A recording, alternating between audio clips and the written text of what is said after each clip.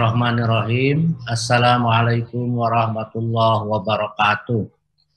Alhamdulillah wassalatu wassalamu ala Rasulillah wala haula wala quwata illa billah. Amma ba'd. Faqala Allah Ta'ala syahrul Ramadan alladzi unzila fil Qur'an hudal linnasi wal bayyinati minal huda wal furqan. Shadaqallahul adzim.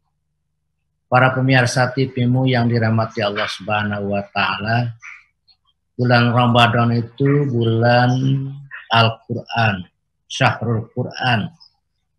Karena memang pada bulan Ramadan ini diturunkannya Al-Quranul Karim, yaitu diturunkan dari Lauh Mahfuz ke langit dunia, dan dari langit dunia berangsur-angsur diturunkan kepada Nabi Muhammad SAW selama 23 tahun. Al-Quran itu adalah bacaan dan isinya sangat luar biasa, tergantung kepada kita mau pendekatan seperti apa. Kalau pendekatan hukum akan melahirkan hukum-hukum, fikih atau syariat.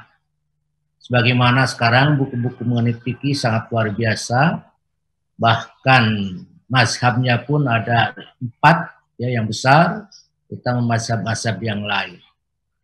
Kalau pendekatan kita secara pikiran akan melahirkan ilmu pengetahuan.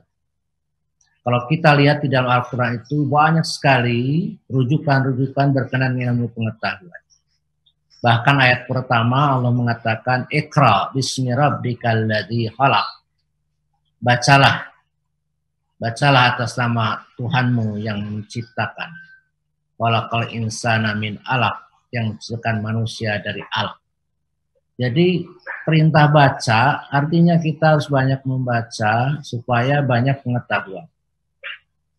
Sehingga kata salah seorang mu'alaf yang sekarang jadi mubalik di Amerika, Jeffrey Lang, dia mengatakan Al-Quran itu adalah kitab suci yang menyuruh kita untuk menjadi orang yang terpelajar, yang banyak pengetahuan. Oleh karena itu, ayat yang diturunkan dalam menciptakan Adam, pertama kali Adam ke dunia, dia disuruh untuk belajar. Wa 'allama Adama asma'akullah. Diajarkanlah Adam berbagai macam nama-nama yang ada di sekitarnya. Artinya di sini Adam diperintahkan untuk mempelajari dan supaya menjadi khalifah di bumi jika mempunyai pengetahuan yang banyak. Oleh karena itu, kata Jeffrey Lang, terpelajar atau banyaknya ilmu pengetahuan merupakan syarat bagi seorang mukmin, seorang Islam. Dan yang kedua dalam Al-Quran itu, kata Jeffrey, adalah kita disuruh memilih mana yang baik, mana yang jelek, mana yang menyebabkan masuk surga, mana yang menyebabkan masuk neraka. Sehingga Allah selalu mengatakan wa ma dolamuna walakin kanu anfusahum yadlimun. Bukan aku yang menyiksa mereka, tapi mereka sendiri yang menginginkan untuk disiksa. Karena dalam Al-Quran itu disebutkan 2 jalan. Jalan pertama jalan takwa, yang kedua jalan yang kedurhakaan. Wa alhamaha fujuraha wa taqwa. Diilhamkan, diberikan jalan untuk dipilih.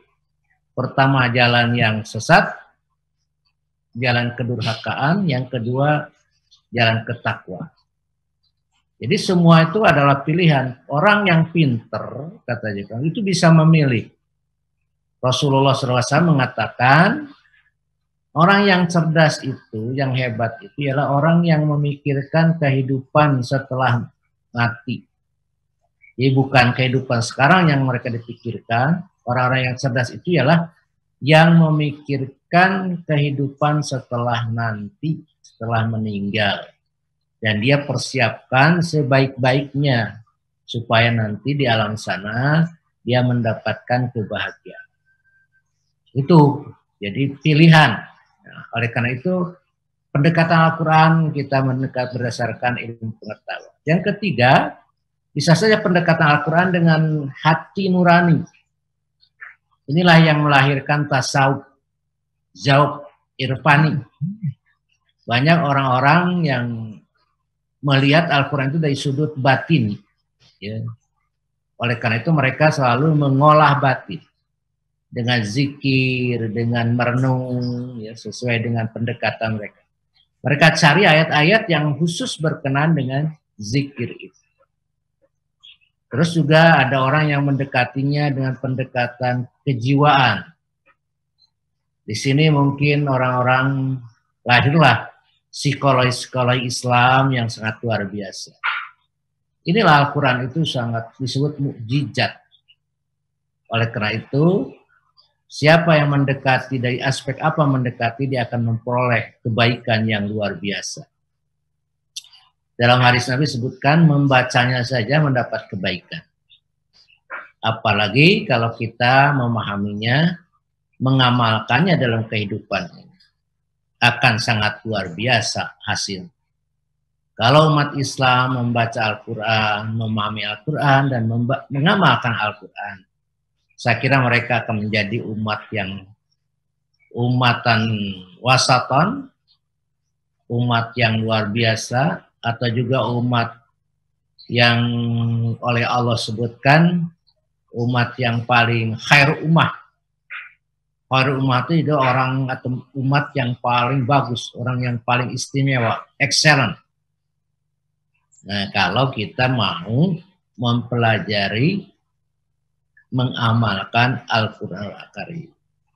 Tapi ya itu, saya lihat kita semua itu yang dikeluhkan oleh Nabi, ya Rabbi inna qaumi ittahadu hadal Quran mahjuro. Ya Allah, aku melihat umatku ini, kaumku ini, Al-Quran itu diabaikan, tidak dipelajari. Sekali lagi, marilah kita pelajari Al-Quran sebaik-baiknya, supaya mendapatkan hidayah, dan kita bisa hidup secara baik, secara bagus, sesuai dengan yang dikehendaki oleh Allah Subhanahu wa Ta'ala. Terima kasih. Billahi taufiq wal hidayah. Wassalamualaikum warahmatullahi wabarakatuh.